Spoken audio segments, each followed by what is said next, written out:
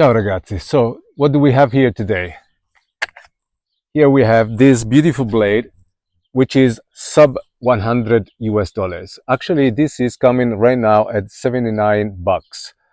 This blade is not available in the EU, so I had to import it, and to me it cost more. But I was very curious because I found out this one by looking on the web, and because I'm always at the hunt for a blade which is reasonably priced and which is still though very effective. And I came across this one by Off-Grid Knives, and I had a look online and there were very good reviews, and it apparently is selling a lot in the US. So being curious as I am, I went and bought it, and here it is. So I can show you, I haven't done a test at the moment, but I can already tell you what I like and what I don't like from a design perspective, and the materials that are used. So having a look at this one, this is sold as a hunter's or tactical and outdoors knife. So a little bit of everything. But let's say that from the shape and the balance of the weight, it looks like more of a tactical knife. As you can see, there is something that I really like a lot, which is the guard with the jimping here. And by just touching the blade, I feel very secure in the and connected to the knife. This kind of shape of the guard is reminding a little bit the Green Beret by Chris Reeve, and I think it is very ergonomically very good and useful at the same time. The jimping here is not painful, and the grip is perfect. The only other jimping is here, and that is the only downside of the design. I think that this is not perfectly placed, because if you see, and I have small hands, your thumb goes all the way to the top if you want to strike in this way. So this one is a little bit not in the right position. Going into the blade itself is the steel is a D2 cryo treated. So not going too much into the details, I guess that the major downside of this one would be the chipping. Why did they choose the D2? Probably, and with the cryo, probably because they want to have a very good edge retention, because D2 has a very good edge retention. So they were probably thinking about this knife as a cutting tool. D2 is a high chromium steel, but not totally stainless. So this is the reason why they use the coating on the blade. That should increase the rust resistance of the blade. Overall, the design and the ergonomics of the handle are pointing towards a tactical knife, self-defense knife. And from that point of view, I think it is quite well done, quite well designed.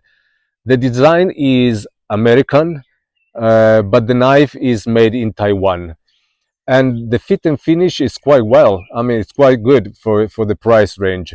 This one comes at 79 bucks, and you don't see very frequently with this price and with blades in this price range, this fit and finish all the way to contour of the handle. It makes very ergonomically very efficient the blade. There is this little contour here of the handle, and for some of you might not be the perfect placement for your hand, but I don't think it would bother most of you. I think this actually it is quite good.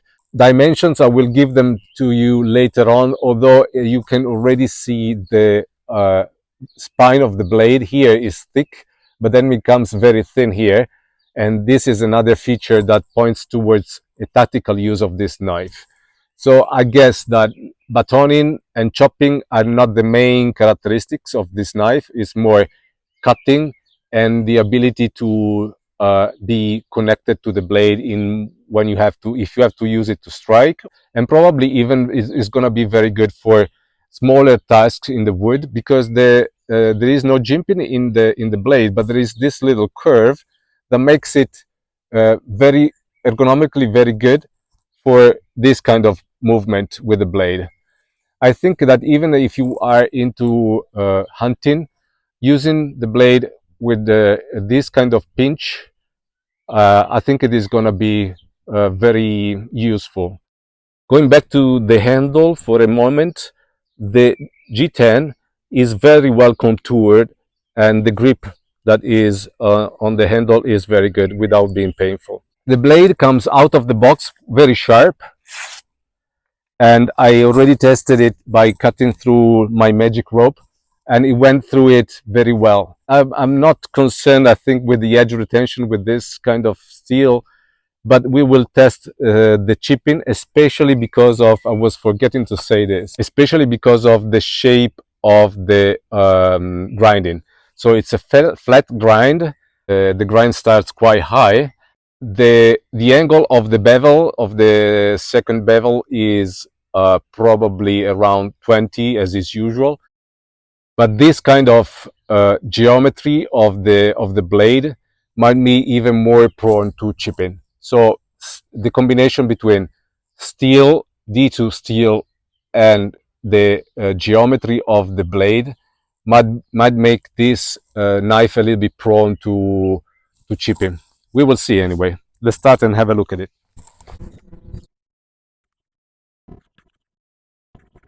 This was done in few seconds.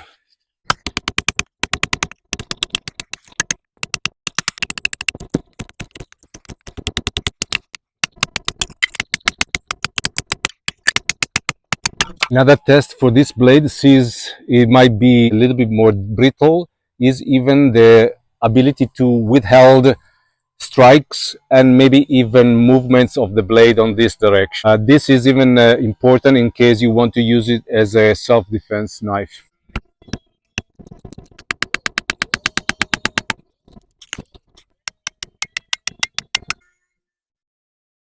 I think it might have lost here a little bit. So there is for sure micro, I wouldn't call it chip because that would be too much of a loss of material.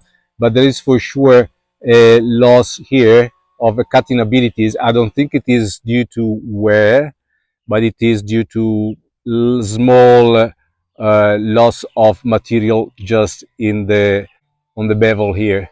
Oh yes, I can feel it just a little bit with my nail here. So although it might have lost a little bit there, but it's really tiny, I can show you that even if it doesn't go through as smooth as before through the paper, still very good for cutting stuff.